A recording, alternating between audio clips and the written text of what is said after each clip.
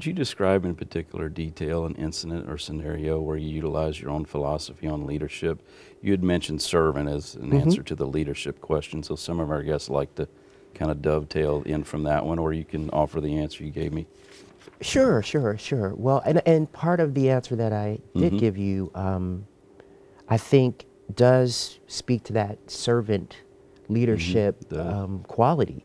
So the example that I used was one and I changed the name to protect the innocent. Right. But there was an individual that I was working with, and he was running a department, and I was brought in to basically oversee that department. He was in as an interim.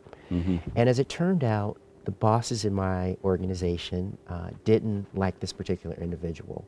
Let's call him Bruce.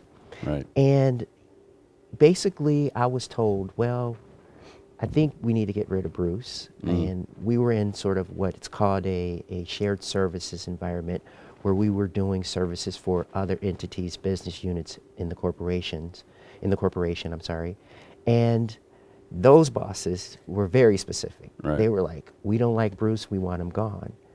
And after running that department for about a month, the servant in me came out, and it was, well, what can I do to put him in a better position?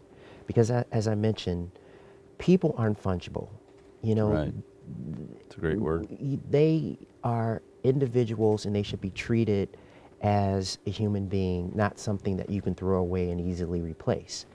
And so I worked with Bruce and said, listen, you don't have the skill set to manage people. He wasn't a very good communicator, but he had very, very deep technical knowledge, very intimate knowledge of the way the organization and enterprise ran.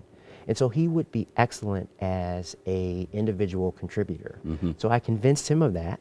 Yeah. And then I That's went not about, easy. no, not at all. It wasn't easy. It took several conversations, but then going to the bosses in the organization and convincing them that he would be a excellent contributor in that role took some moxie, if you will, on my part. There you go. But after, a couple of months, they came to realize that he was excellent in that role. And that was, believe it or not, the first time that I had managed a large organization. And so it set me on a course to always believe that you needed to find, as a leader, what you can do to make those people that you were leading excel. Okay.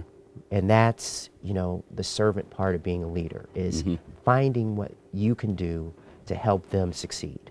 That's great. I love that.